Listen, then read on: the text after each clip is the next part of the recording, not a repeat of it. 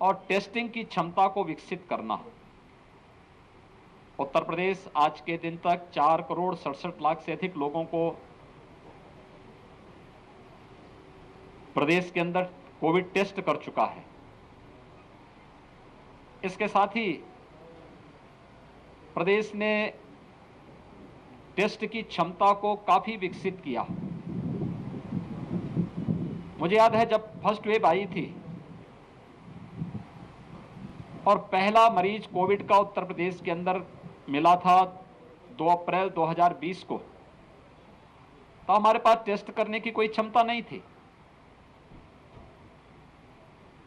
तब हमने NIV Pune sample भेजे थे।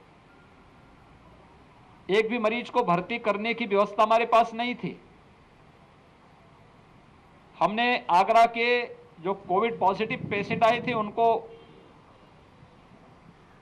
सफदरजंग हॉस्पिटल दिल्ली हमें भेजना पड़ा था।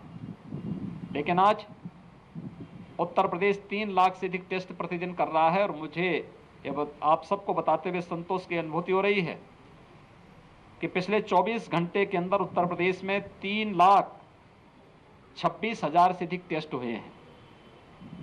टेस्ट की क्षमता को कैसे विकसित किया जा सकता है, ये हम लोगों ने इस दौरान यहां पर तैयार किया है। ऐसे ही आईसीयू और आइसोलेशन बेड्स की क्षमता फर्स्ट वेव से पहले हमारे पास नहीं थी। हमारे 36 जनपद ऐसे थे जहां एक भी वेंटिलेटर नहीं था, लेकिन भारत सरकार के सहयोग से आज हर जनपद में वेंटिलेटर हैं, एचएफएनसी हैं, ऑक्सीजन युक्त बेड्स हैं।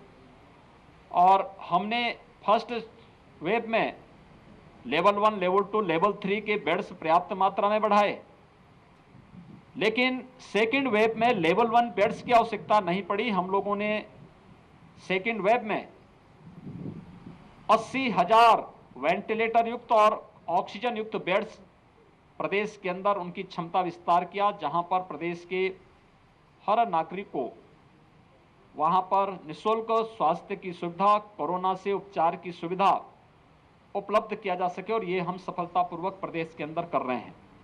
आज इसी का परिणाम है कि प्रदेश के अंदर लगातार पॉजिटिविटी कम हो रही है और रिकवरी बढ़ी है। पॉजिटिविटी की स्थिति है कि प्रदेश के अंदर जो एक बार लगभग 17% तक पहुंच चुका था, आज वह घट करके 2 के आसपास आ चुका है। हमारे यहां जो एक्टिव केस 30 अप्रैल को 3,10,000 तक पहुंचे थे और एक दिन में सर्वाधिक केस आए थे वह 24 अप्रैल को 38,000 से अधिक, आज वह घट करके प्रदेश में यानी न्यूनतम स्तर तक लाने में हमें सफलता प्राप्त हो रही है। एक्टिव केस प्रदेश के अंदर अब 3,10,000 से घट करके मात्र 76,000 पे रह गए हैं और एक दिन में आने वाले पॉजिटिव केस जो 38,000 से अधिक आए थे अब वो 3,900 तक सीमित हो चुके हैं। लगातार इसमें गिरावट है, लेकिन इसके लिए बृहद अभियान चलाना पड़ा। अर्ली एंड एग्रेसिव कैंपेन प्रदेश के अंदर गांव-गांव में, कस्बे-कस्बे में स्वच्छता, सैनिटाइजेशन, फॉगिंग के साथ साथ ट्रेस, टेस्ट एंड ट्रीट के इस कार्यक्रम को हम लोगों ने मजबूती के साथ आगे बढ़ाया। आज उसके अपेक्षित परिणाम हमारे सामने हैं। फर्स्ट वेव की तुलना में सेकेंड वेव में संक्रमण अत्यधिक होने के नाते ऑक्सीजन की क्राइसिस एक समय होती हुई दिखाई दी।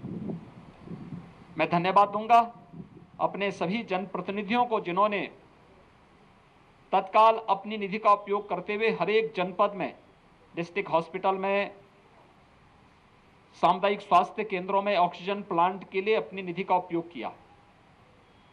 और आने वाले समय में उत्तर प्रदेश का हर जनपद ऑक्सीजन की दृष्टि से आत्मनिर्भर होगा।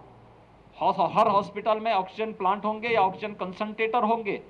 ये कार्रवाई युद्ध स्तर पर चल रही है। प्रदेश जहां इन सभी कार्रवाई को युद्ध स्तर पर आगे बढ़ा रहा है, वहीं साथ ही साथ हम लोगों ने थर्ड वेव की भी तैयारी अभी से प्रारंभ की है।